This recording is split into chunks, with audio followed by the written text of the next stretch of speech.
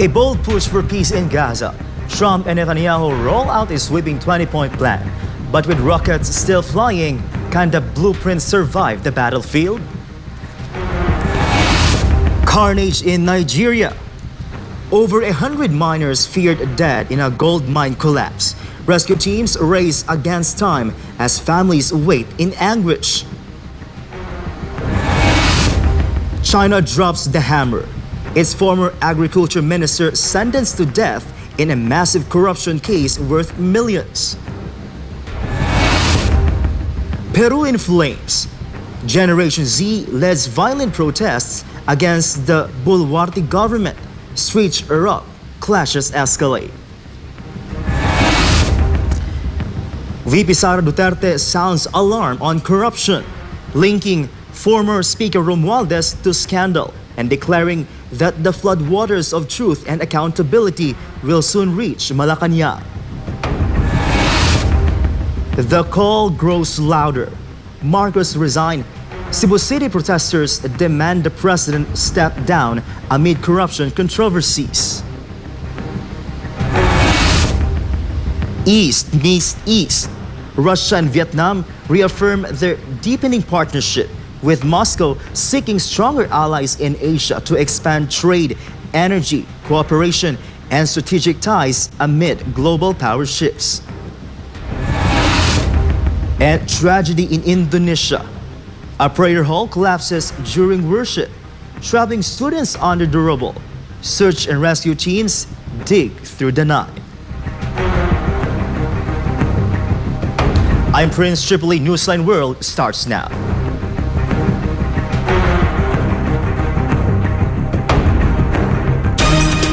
A Philippine governor has brought a case before the Senate Blue Ribbon Committee, calling for a probe in the alleged close ally of former House Speaker Martin Romualdez. MJ Monihar for the report.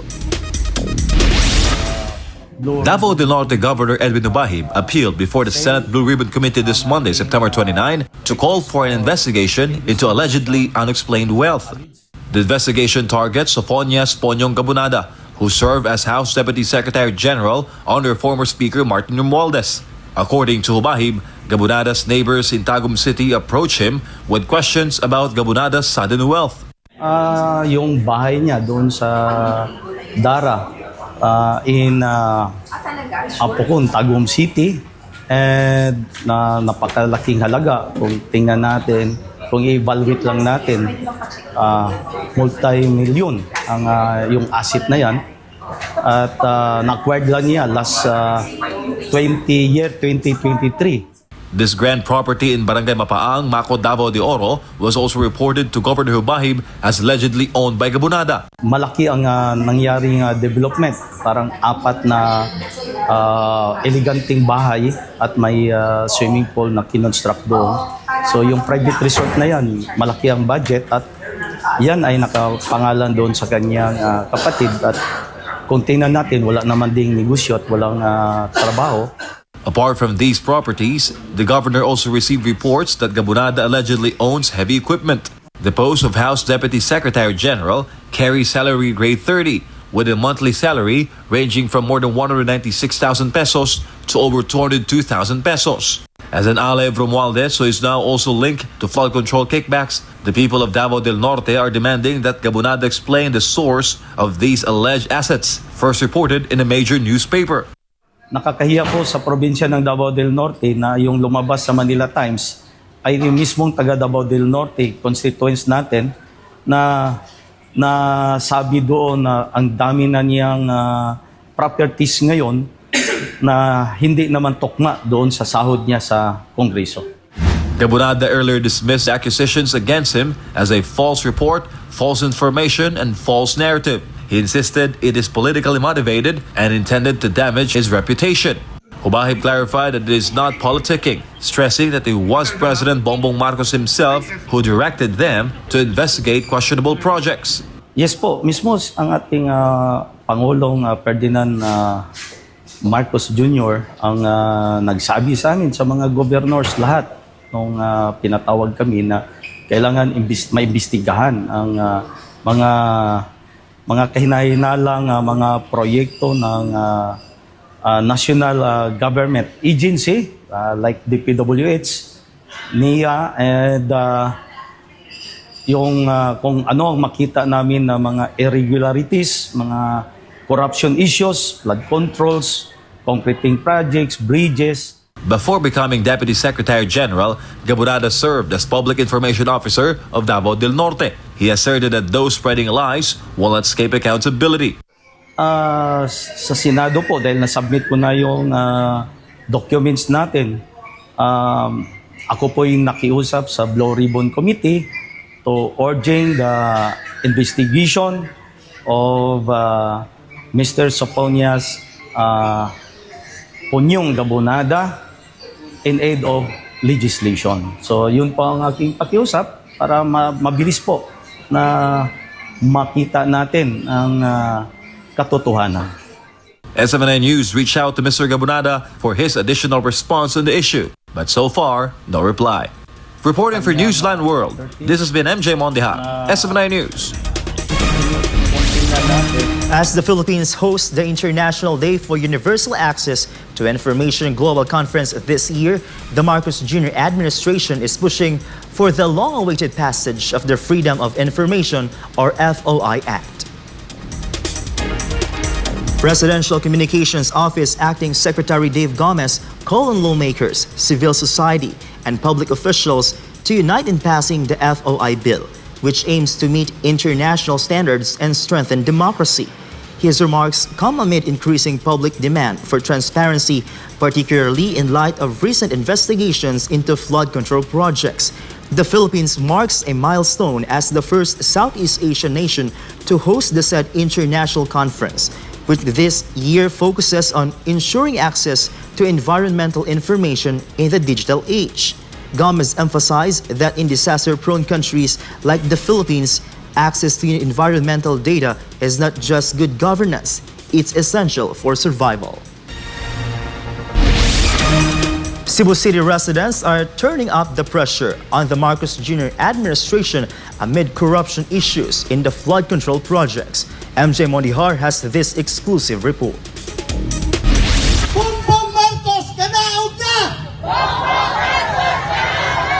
These Cebu City residents say they've had enough, furious over the corruption taking place in government. They said the corruption issues under President Bongbong Marcos Jr.'s administration, especially the controversy under the flood control budget, can no longer be justified. Marami sa mga kababayan na dumalo sa aktibidad dito sa Cebu ang may reklamo sa infrastructure projects sa kanilang lugar. Meron na silang namataan ng mga ghost projects sa flood control at marami raw na substandard. Kaya para sa kanila, dapat kundinahin ang ginagawa ng national government sa pondo ng bayan. Balamban City Mayor Edwin Cabahog says his area was not spared from substandard projects. That is why he joined the call for justice in the use of public funds. Yung flood control project na ganun din, wala rin, very substandard talaga. Wala talagang bakal na maging support doon sa simento. Aside from Mayor Cabahug, others who attended the People's Congress Freedom Movement of the Partido Demokratiko Pilipino or PDP included former Lapu-Lapu City Mayor Paz Radasa and former Cebu City Mayor Mike Rama. For Attorney Rama, corruption in the Philippines runs deep and he believes the Senate and House investigations into the flood control anomaly will lead nowhere. Di na magandang nakikita ko. Sobra na ang drama. Tama na kung sa House of Reps, pag-abot pa sa Senate, hindi nakakibaw.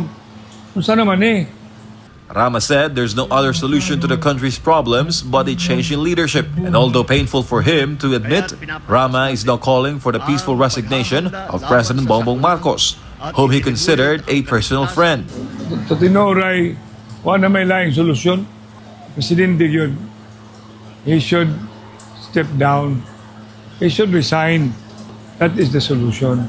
As far as I'm concerned, the only thing, sad to say, but the problem has to be him. This was Rama's first public call for the president to resign. Rama also serves as PDP's vice president for the Visayas. He explained that he previously chose to remain silent and neutral on national issues, especially since both Marcos Jr. and former President Rodrigo Duterte are his friends. Rama admitted, however, that he became a political casualty during the first 3 years of the Marcos Jr. administration due to cases filed against him. What had happened? Trillions of debts over. Number two, issue on the word bangag that has not been confronted. The political test has not been, in a way, for purposes of easing the tension. Number four, the issue of Tantoko, the kidnapping, the snatching of no less than our chairman, but the mayor now of Davao. I do not know whether the 20 pesos rice have really been reaching in all households. Poverty, and now the flooding ghost. I cannot imagine where the ending will come. Rama stressed that it weighed heavily on him to make this call, but he had no choice as it reflected the sentiment of Cebu City residents. Meanwhile, the PDP assured that more People's Congress events will be held across the Philippines to gather solutions from the public on the nation's problems. Inaayos na po namin ang Mindoro, inaayos namin ang Davao region, inaayos din po namin ang para sa Region 10. So abangan nyo po ang aming mga announcement na gagawin because the People's Congress is intended to get the sentiments of the people. The event concluded with a solemn candlelight and residents offering prayers for the Philippines. Reporting for Newsline World, this has been MJ Mondeja, SMNI News. Faith in action against climate change. That was the focus of the first ever climate change summit by the National Commission on Muslim Filipinos. The gathering sought to strengthen collaboration between government and the Muslim community in addressing the country's growing environmental challenges. Jason Rubrico tells us more.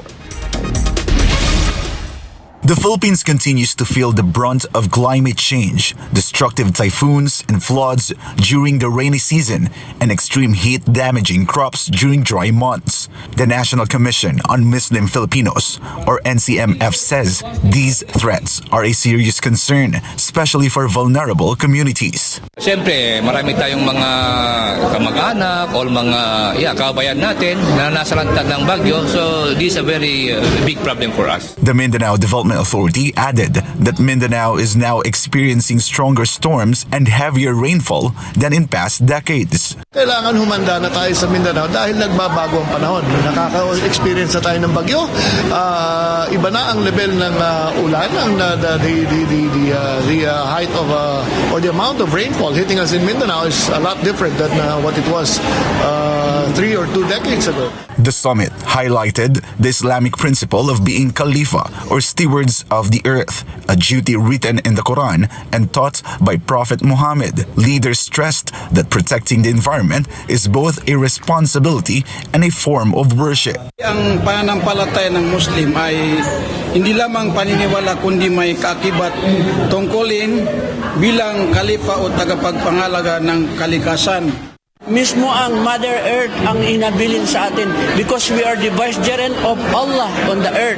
Government agencies also recognized the summit as timely and crucial in uniting faith with action. Climate change is the governance challenge of our generation, so it really needs whole of society approach. Natuwa ang ating mga kapatid na Muslim kasi we are really trying to implement the whole of society, the whole of nation, the whole of government approach. Through this initiative, officials hope to build stronger partnerships among government, faith leaders, and communities to fight not only for the environment but for the future of all Filipinos. For God and my beloved Philippines, Jason Rubrico, SMNI News. Philippine-inspired fashion took the spotlight in Tokyo as the Likha ni Kamari fashion show celebrated culture, creativity, and collaboration. Hector Kikozaki has the story.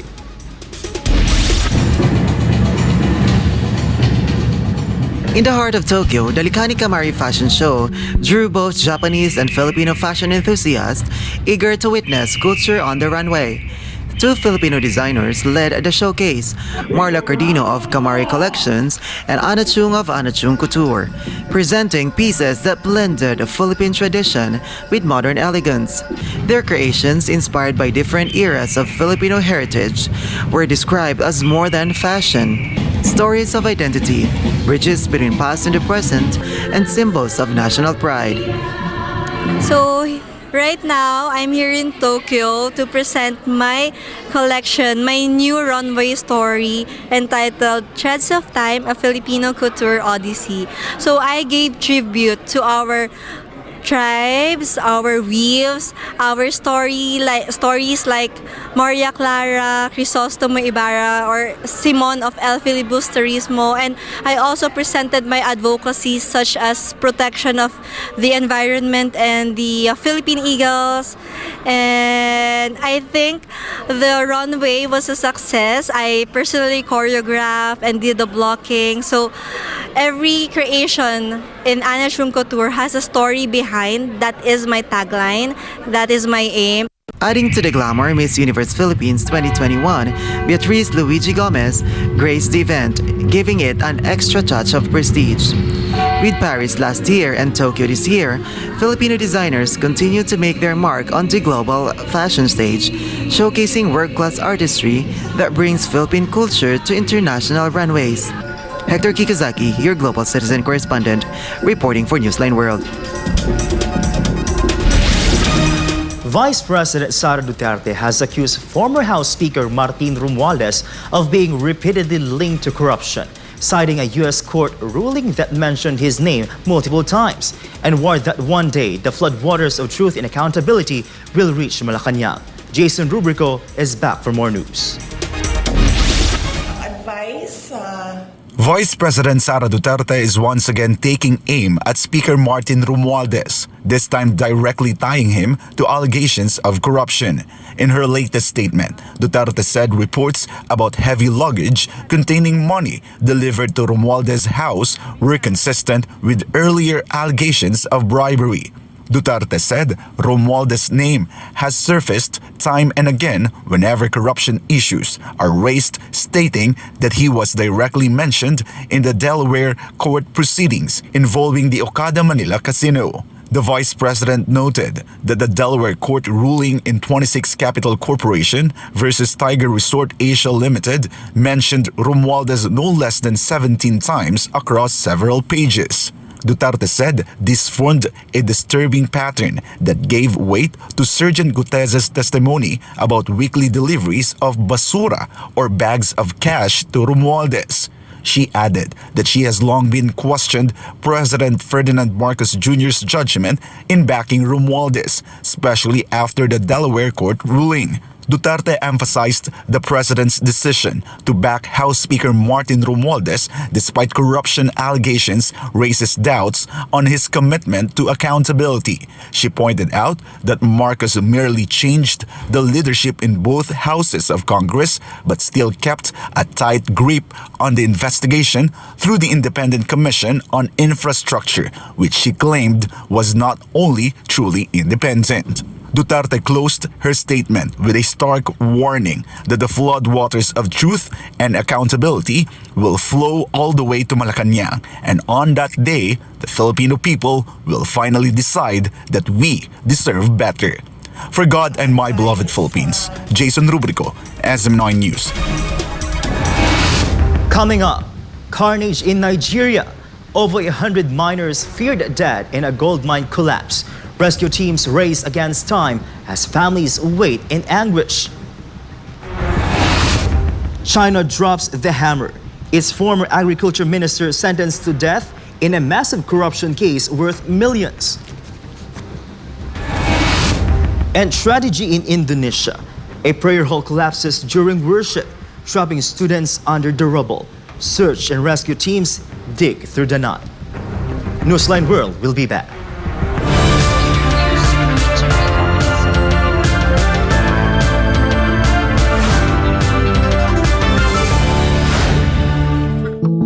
Madalas ka bang napapasobra sa pag-scroll sa phone mo kahit puro masasamang balita ang nakikita mo? Isipin mo ito. Nakahiga ka na sa kama, nagche-check lang ng phone bago matulog. Tapos, hindi mo na malayan, ilang oras ka na palang nagbabasa at nanonood ng mga balita tungkol sa digmaan, sakuna, politika, at lahat ng masasamang nangyayari sa mundo. Nakakaramdam ka na ng kaba at pagod, pero tuloy mo pa rin ang scroll mo. Ang tawag dyan ay doom scrolling.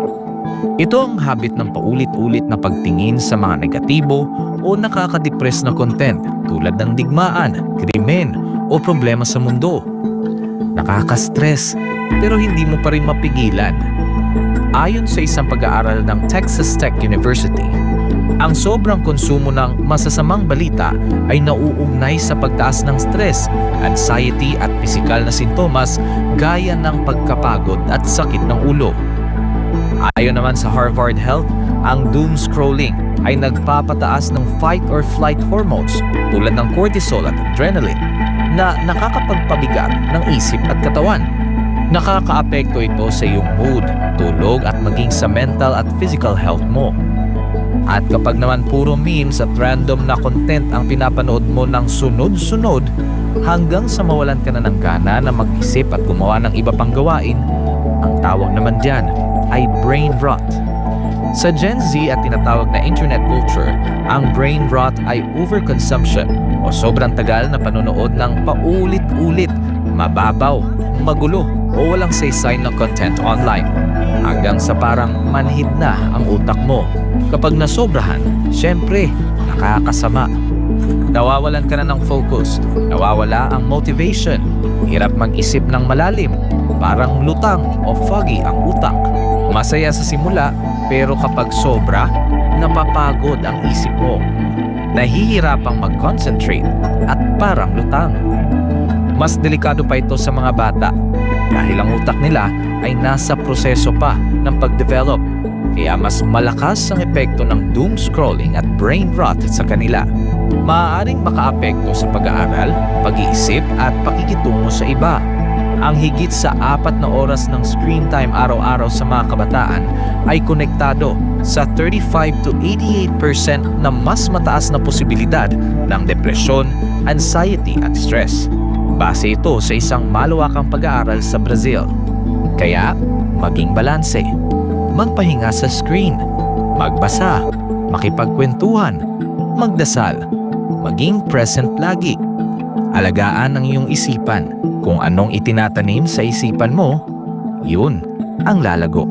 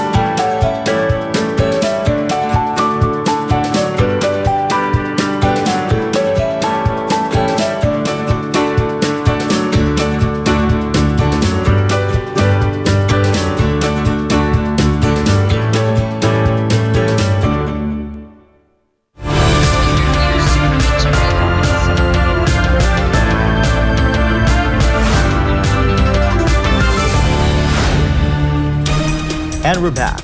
West African leaders are pushing ahead with plans to activate a massive joint counter-terrorism force of more than 250,000 troops, aiming to curb surging violence in the region.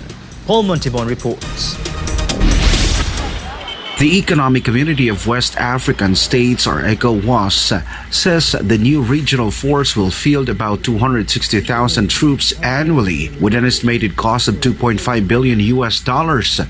The Sahel has become the epicenter of global terrorism, accounting for 51% of terrorism-related deaths in 2024.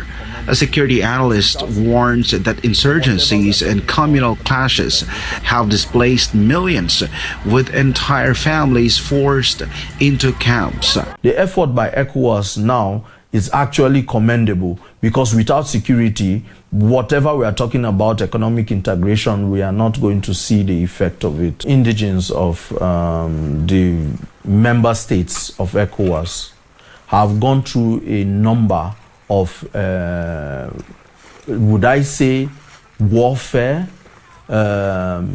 insurgency, crisis, and they have been displaced from their natural homes and are now living in internally displaced people's camps scattered all over the region.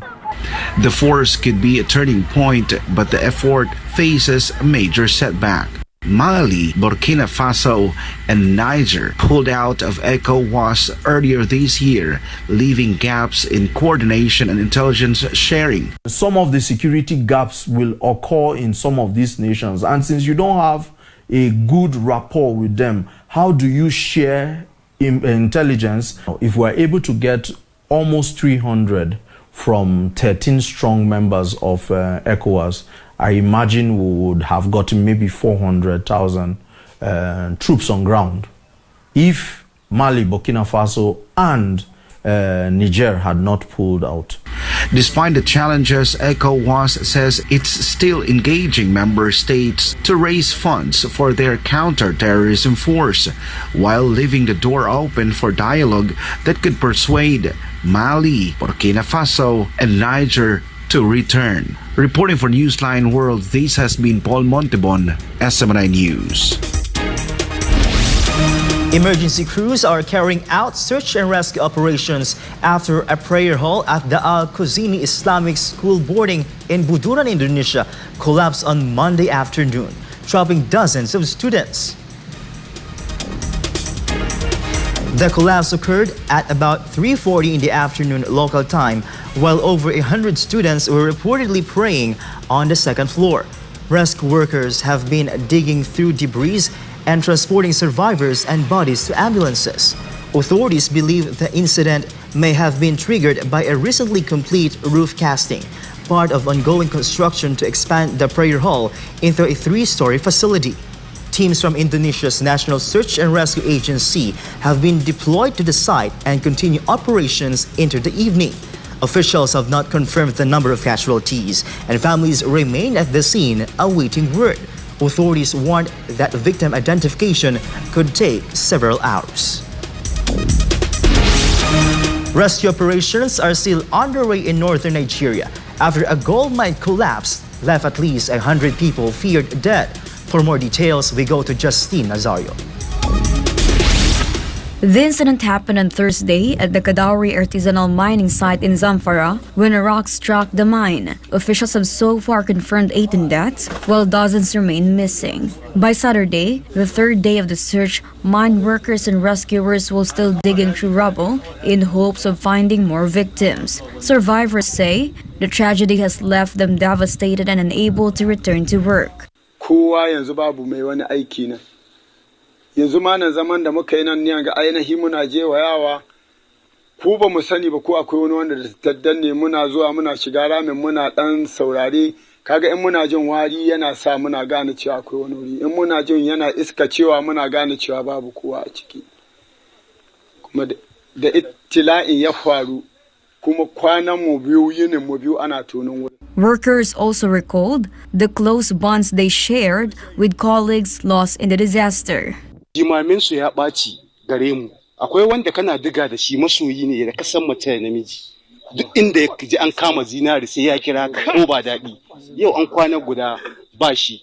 To gobe mi zaka cewa? Akwai wanda kana diga da shi dare da rana. Wallahi in babu shi, in ba shi kwata-kwata diga ka ta ragu.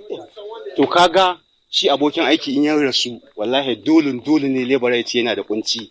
Ba mun ƙananan ba mun manyan mu ba. Dan kasan daji yana da wani abu, yana da yaro yana da babba. Mu ƙanana ne cikin daji, amma muna bin manyan mu. One miner said he lost his own brother in the collapse. Mu mun taho zinari, kuma nan muka ci, nan muka sha, nan wani ma sai ma ya gina ya samu ya tura mu gida ne a ci. Al'amari ya taho mana na rashin 'yan uwanmu. Daga cikin ma ni ina da magaji ciki. wanda ya kwana biyu ana tono ƙasa. Artisanal mining is widespread in Zamfara, but is often unregulated with little safety oversight. Authorities warn that such conditions make accidents like this frequent in the region. Justin Azario, your citizen correspondent reporting for Newsline World. In China, a former cabinet-level official have been given a rare death sentence with reprieve for corruption. Daniela Polite will give us the details. Tang Ranjan, China's former Minister of Agriculture and Rural Affairs, has been sentenced to death with a 2-year reprieve for taking bribes worth nearly 268 million yuan, or about $38 million. The Changchun Intermediate People's Court also stripped him of political rights for life and ordered the confiscation of all personal assets. In China, a suspended death sentence is usually commuted to life imprisonment after 2 years if no further offenses are committed, and may be reduced further for good behavior. The court said from 2007 to 2024, Tang used his positions, including as Gansu governor and agriculture minister, to grant favors in business, contracts, and job promotions. Although the court emphasized the extremely large sums involved, it noted leniency since Tang confessed, disclosed hidden bribes, and surrendered the illicit gains. The 63-year-old was investigated last year, expelled from the Chinese Communist Party, and removed from office before being tried and convicted earlier this year. Tang's case marks the latest high-profile figure in China's sweeping anti-corruption drive. Reporting for Newsline World, Daniela Paulita, SMNI News. After the break, a bold push for peace in Gaza, Trump and Netanyahu roll out a sweeping 20-point plan. But with rockets still flying, can the blueprint survive the battlefield? Peru in flames. Generation Z leads violent protests against the Boluarte government. Streets erupt, clashes escalate. East meets East.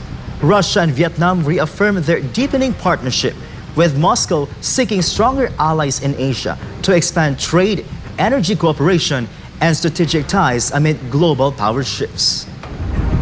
Don't go away, Newsline World will be back.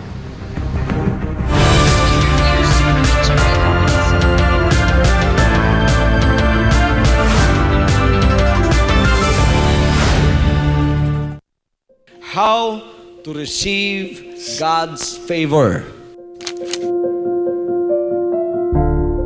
So, for us, in order to receive the favor of God, we must avoid a holier than thou attitude. Importante sa harap ng ating Panginoon na tayo ay may kababaan ng loob na wag nating tingnan at mapagmataas tayo sa ating mga sarili. Isaiah chapter 57 verse 15. For thus saith the high and lofty one that inhabiteth eternity, whose name is holy. I dwell in the high and holy place, with him also that is of a contrite and humble spirit, to revive the spirit of the humble and to revive the heart of the contrite ones. Bilang mga anak ng Diyos na tunay, upang tayo ay kasihan ng kanyang pabor, kailangan tayo ay hindi lamang mapagpakumbaba, kundi tayo ay mapagpatawad. If you want to seek the favor of God, be forgiving in your heart, so that when you pray and lift up holy hands to heaven, the Lord of heaven will also forgive your trespasses. May pabor ka na sa Diyos pagka ikaw ay dumadalangin na pinatawad mo ang kasalanan ng iba. In order to receive the favor of God, we must be humble. We must be forgiving. And we should not judge. And then, if you want to have favor with God, you must love God and obey God's words at all times. Ang aklat na ito ng kautusan ay huwag mahihiwalay sa iyong bibig, kundi iyong pagbubulayan araw at gabi upang iyong masunod na gawin ang ayon sa lahat ng nakasulat dito, sapagkat kung magkagayoy iyong pagiginhawain ang iyong lakad, at kung magkagayoy magtatamo ka ng mabuting kawakasan. Magkakaroon ka ng pabor sa harap ng ating Panginoon. Mahalin ang kanyang mga banal na salita, ipamuhay ang kanyang banal na salita, sundin ang kanyang banal na salita, huwag hiwalay ang kanyang banal na salita sa ating bibig araw at gabi. Pagbubulayan natin yan araw at gabi. Bago kayo magtrabaho sa umaga, pagkagising ninyo, kumuha muna kayo ng mga salita ng Diyos. Magbasa kayo, mag-devotional kayo. Basahin ang salita ng Diyos. Mahalin ang salita ng Diyos. Huwag ilagay ang Biblia at patungan ng anumang klaseng libro. Kailangan yan ay nasa ibabaw ng lahat ng libro.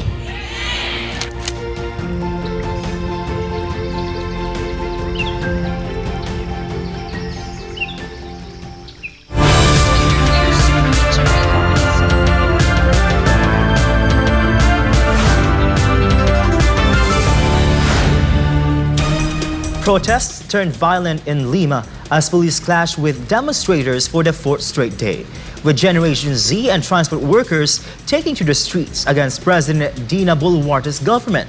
This report from Jane Cudnita. The streets of Lima turned into a battleground as the so-called Generation Z movement, now joined by transport workers, filled the city center with banners and anime-inspired flags. Crowds gathered outside the Supreme Court to denounce controversial pension reforms. But as night fell, tensions exploded. Protesters hurled Molotov cocktails and firebombs at barricades around Congress. Riot police responded with tear gas and pellets to drive them back. El gobierno está totalmente corrupto. Todo el país, digamos, está levantándose en pie de lucha. Demonstrators also condemned a new amnesty law for security forces accused of past abuses, while some demanded the resignation of President Dina Boluarte. Por ejemplo, queremos la derogación de la ley, pero más que nada por el tema de la inseguridad. Creemos que se ha desbordado, hay muchas extorsiones, muchas matanzas y no hay un alto, porque ya creo que anteriormente hemos hecho varias marchas y hasta el día de hoy no encontramos solución. Earlier in the day, transport workers blocked major roads leading to Congress. By evening, at least 9 people had been injured, including a police officer, a teenager, and a journalist allegedly assaulted by authorities. Authorities deployed 5,000 police and used surveillance technology to control the marches. Generation Z, making up more than a quarter of Peru's population, has emerged as the face of the protests, using pop culture and digital activism to fuel their dissent. With no signs of easing, these protests mark one of the strongest challenges yet to the Boluarte government. This has been Jane Cudnita, your global citizen correspondent, reporting for Newsline World. In Hanoi, Russia and Vietnam reaffirmed their commitment to strengthening ties as top officials meet to exchange messages of goodwill and discuss expanding cooperation. Almar Fusuelo for the full details. On Monday, Russian State Duma Chair Vyacheslav Volodin met with Vietnamese President Luong Quong, bringing a personal message from Russian President Vladimir Putin. Volodin conveyed the Russian leader's greetings, stressing the importance of legislative efforts in advancing agreements between the two countries. Хочу передать вам от нашего президента Владимира Владимировича Путина самые добрые пожелания и успехов в работе. Наша задача сделать все, чтобы через законодательное решение мы смогли выйти на реализацию договоренности тем, чтобы отношения развивались динамично, чему. In response, President Quong underscored Vietnam's high regard for cooperation with Russia, recalling past Soviet support and voicing confidence that Volodin's visit would strengthen bilateral ties. Và nhân dịp này thì qua đồng chí cho tôi gửi lời thăm hỏi thân tình và lời chúc tốt đẹp nhất đến đồng chí Vladimir Putin. Thế và tôi xin chúc mừng những cái thành tựu thưa đồng chí Chủ tịch, Đảng, Nhà nước và nhân dân Việt Nam chúng tôi luôn ghi nhớ, trân trọng cái sự giúp đỡ to lớn, có hiệu quả mà Liên Xô, Liên bang Nga đã giúp đỡ Việt Nam. The meeting followed Volodin's participation in the fourth session of the Interparliamentary Cooperation Commission between the State Duma and Vietnam's National Assembly, which addressed trade, energy, investment, and the parliamentary role in promoting international stability. Volodin's visit came at the invitation of National Assembly Chairman Tran Thanh Man. Reporting for Newsline World, Almar Forswalo, SMNA News. Ecuador is preparing for a visit by United States Homeland Security Secretary Christine Noem to discuss the location of security bases in the country as violent protests erupt over fuel subsidy cuts and fears of foreign intervention. More on this report from Jillian Gutierrez. Ecuadorian government spokesperson Carolina Jaramillo announced that Christine Noem will arrive in the coming weeks to oversee security cooperation with Ecuador. She assured that any bases would require a referendum, but critics warned the plan violates the constitution and undermines national sovereignty. The announcement comes amid deadly protests in Cotacachi. Demonstrators clashed with soldiers guarding a food aid convoy, leaving one protester dead and at least 12 soldiers injured. The army also reported 17 soldiers kidnapped.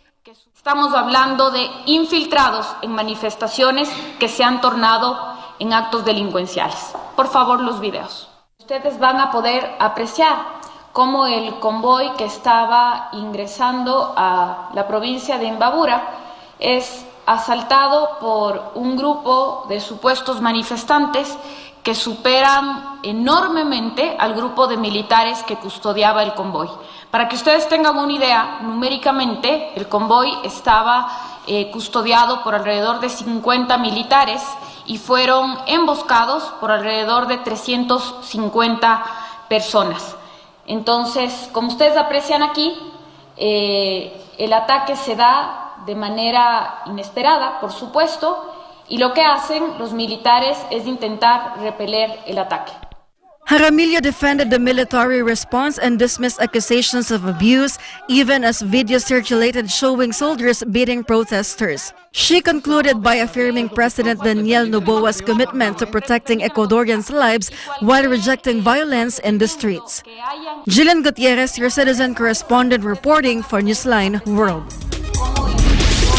Canada has officially labeled India's Bishnoi gang as terrorist group, giving authorities the power to freeze assets and prosecute members for terror-related crimes.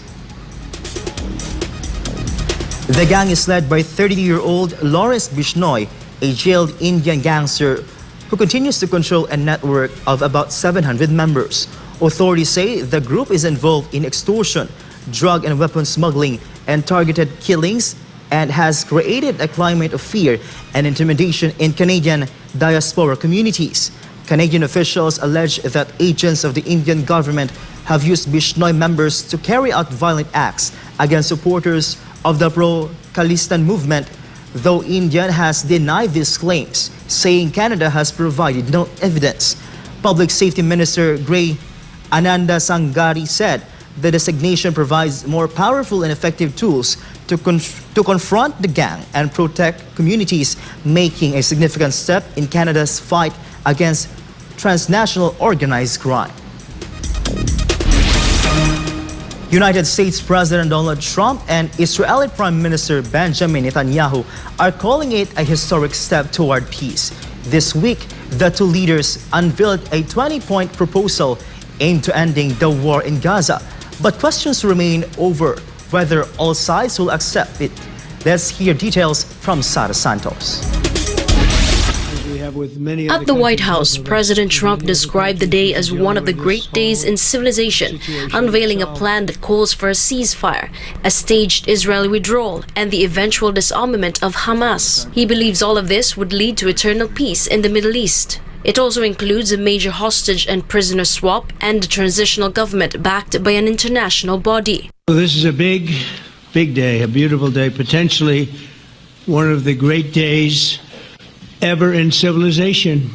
been going on for hundreds of years and thousands of years. We're going to, at least we're at a minimum very, very close, and I think we're beyond very close. Prime Minister Benjamin Netanyahu voiced support but warned Israel would act alone if Hamas refused the deal. But if Hamas rejects your plan, Mr. President, or if they supposedly accept it and then basically do everything to counter it, then Israel will finish the job by itself. This can be done the easy way, or it can be done the hard way, but it will be done. We prefer the easy way, but it has to be done. Under the proposal, hostages held in Gaza would be freed within 72 hours of Israel's acceptance. In exchange, Israel would release thousands of Palestinian prisoners. Humanitarian aid and reconstruction projects would immediately flow into Gaza, while Hamas members who disarm could receive amnesty. On the ground, however, the war rages on. Israeli strikes in Gaza killed at least 39 people on the same day the plan was announced. Hamas leaders are still reviewing the United States proposal, but the conditions, which include full disarmament and the group's removal from power, are seen by many Palestinians as little more than a demand for surrender. There are also widespread concerns that the plan would place Gaza under outside control, with an international force overseeing its security and reconstruction. For many in Gaza, the idea feels both unrealistic in a war zone and a threat to local self-governance. Residents say the proposal, while ambitious, overlooks the immediate reality: relentless airstrikes, destroyed neighborhoods, and what many describe as hell-on-earth conditions. The Palestinian Authority has expressed support for the U.S. initiative, while allies such as the United Kingdom, France, and Canada have also welcomed it.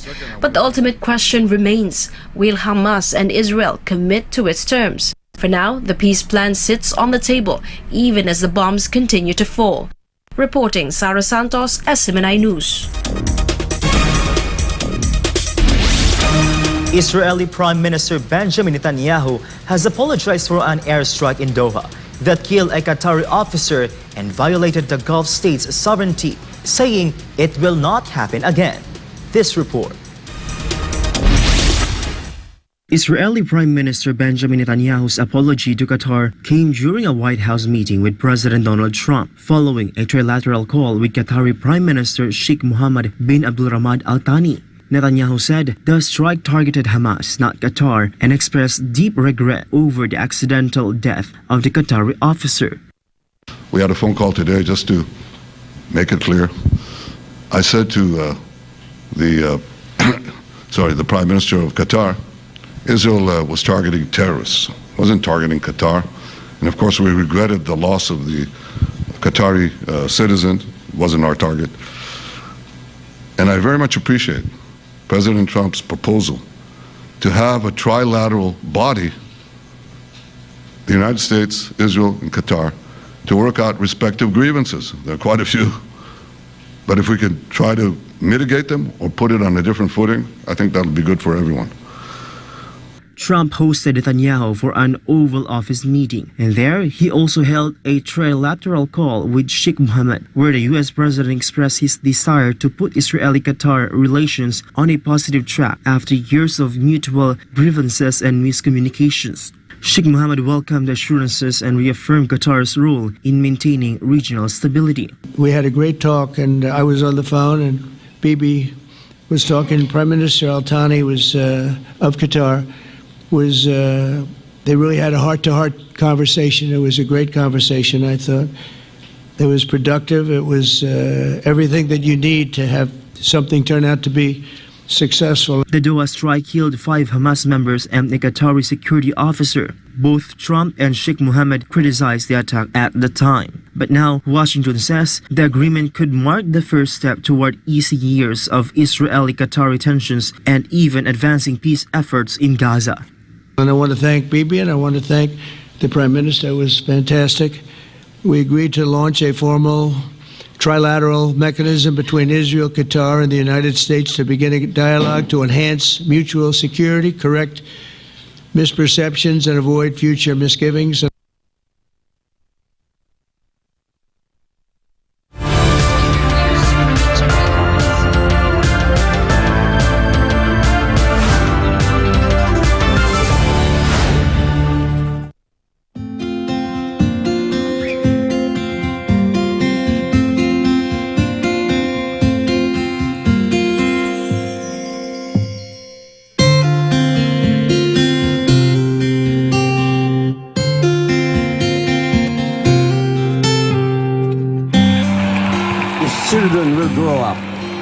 and bring the joy, the love, the peace, and compassion to the whole world.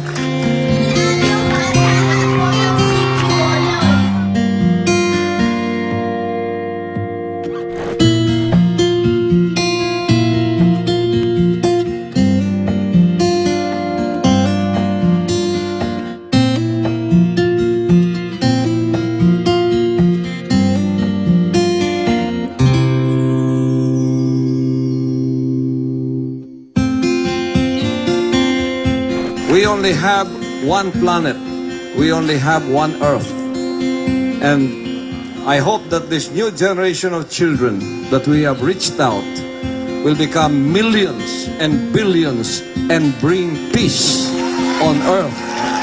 Bring peace to humanity.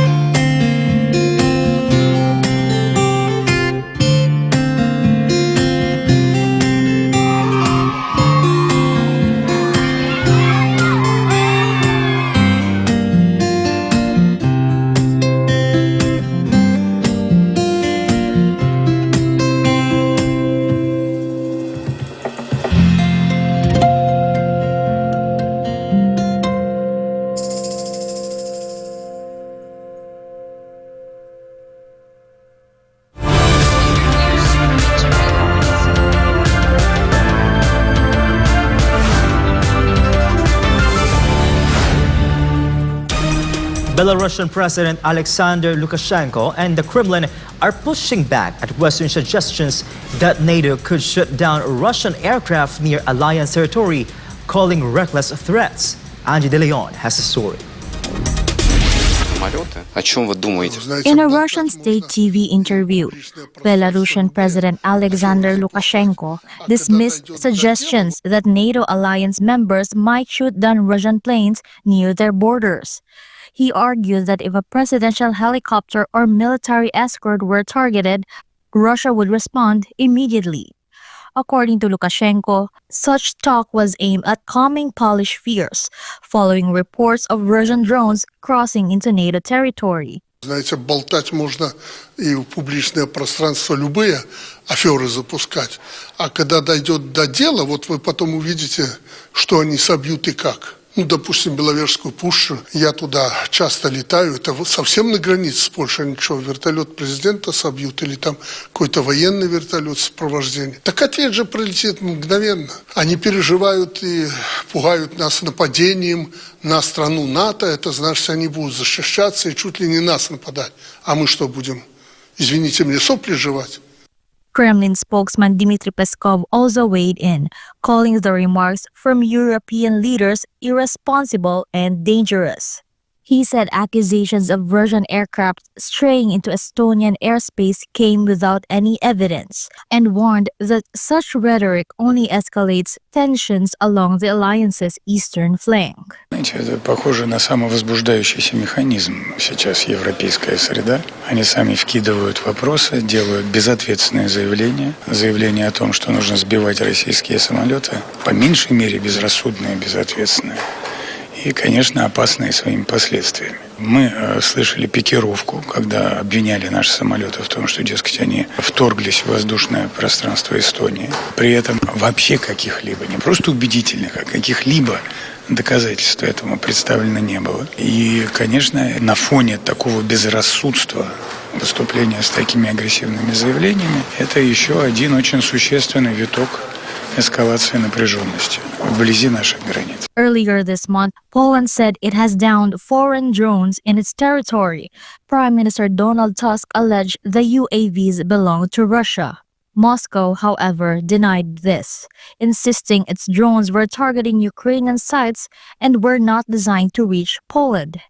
The warnings from Minsk and Moscow are likely a sign of growing friction between Russia and NATO as the conflict between Russia and Ukraine grinds on.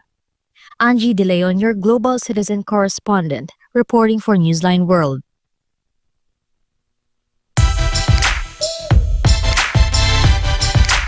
For sports update, in cricket, Nepal pulled off a stunning upset after crushing West Indies to claim their first ever T20 series victory over a full member nation in the United Arab Emirates. And in the NBA, Golden State Warriors kick off training camp without Jonathan Kuminga, whose unresolved contract remains the major storyline heading into the new season. Carlo De La Peña tells us more. West Indies were bowled out for just 83 runs, the lowest total by a full member against an associate side. Nepal secured victory by a record 90-run margin, the biggest ever for an associate against a top-tier team. Powered by a 100-run fourth wicket stand against Asif Sheikh and Sandeep Yura, Nepal posted 173-6 in their 20 overs. In reply, only 3 West Indies batters managed double figures before their collapse was complete. The defeat adds to a string of lows for West Indies, including their historic 27 all-out against Australia in July and their failure to qualify for the 2023 World Cup. With Stuart Law at the helm, Nepal now look to carry this momentum into qualifiers for the 2026 T20 World Cup. Meanwhile, 23-year-old forward Jonathan Kuminga, a restricted free agent, has yet to act on a $7.9 million qualifying offer he's held since June, while also considering multi-year options before Wednesday's deadline. The impasse has slowed down the Warriors' offseason, though the team retains the right to match any outside offer. Stephen Curry admitted the process isn't simple, but emphasized Kuminga's professionalism will matter once he joins the team.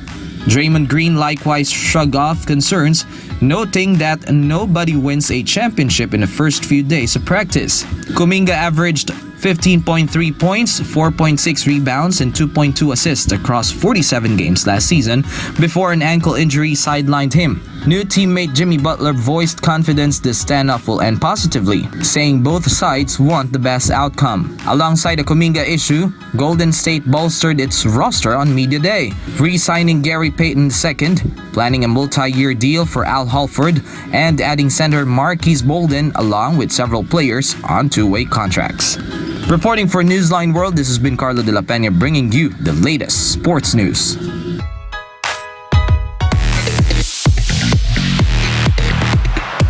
For today's showbiz news, Dolly Parton postpones her Las Vegas comeback on doctor's orders, while actor Josh Hartnett is on demand after a car accident in Newfoundland.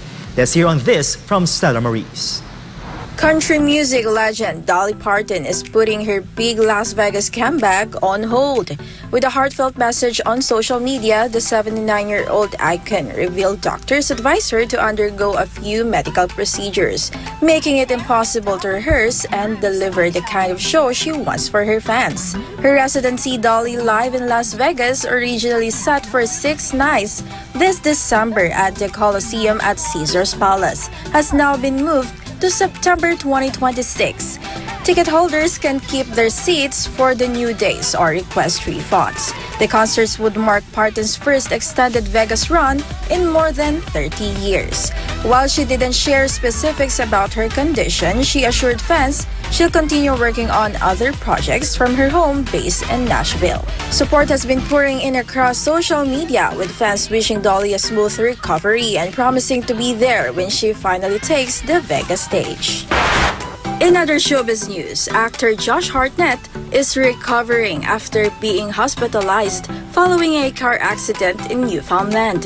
The 47-year-old actor was a passenger in an SUV that collided with a Royal Newfoundland Constabulary patrol vehicle early on the 25th of September at the intersection of New Cove Road and Elizabeth Avenue in St. John's. Hartnett and the SUV driver, 59, were treated for minor injuries and later released from the hospital.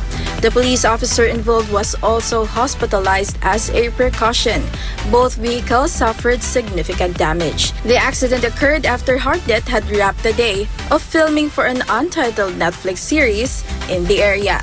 A representative for Hartnett says he has been cleared to resume work, though he has not yet returned to the set. Police continue to investigate and are appealing to the public for any witnesses or video footage of the crash. This is Stella Maurice, your citizen correspondent, bringing you the latest showbiz.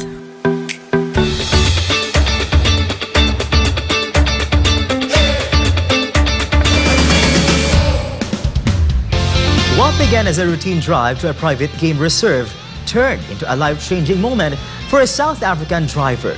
Through the kindness of 2 German tourists who refused to let him miss out on the adventure of a lifetime. Cheryl Nanillo has the story.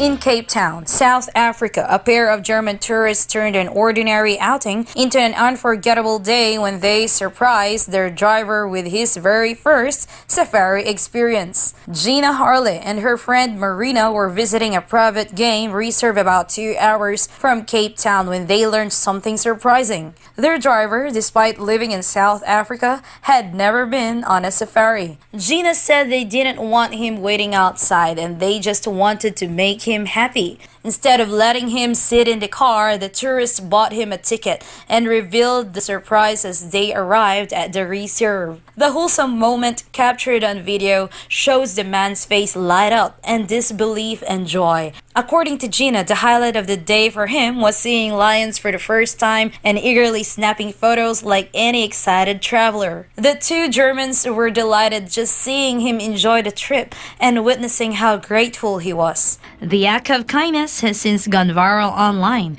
serving as a touching reminder that sometimes the best travel memories come not from the places you visit, but the people you meet along the way. Charlene Yanilio, your citizen correspondent, reporting for Newsline World.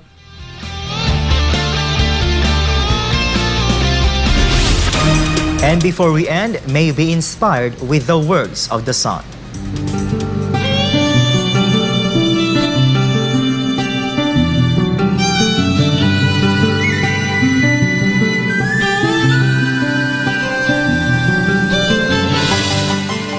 When you sacrifice for a notable cause, the Father will prosper you.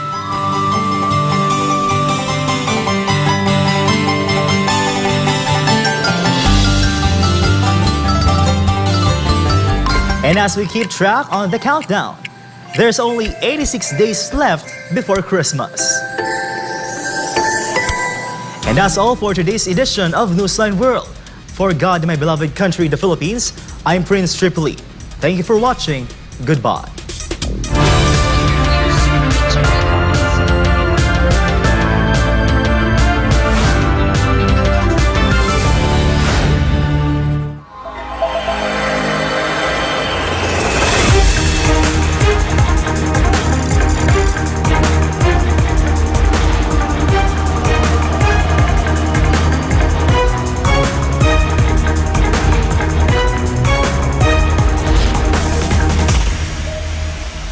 This is SMNI News Channel.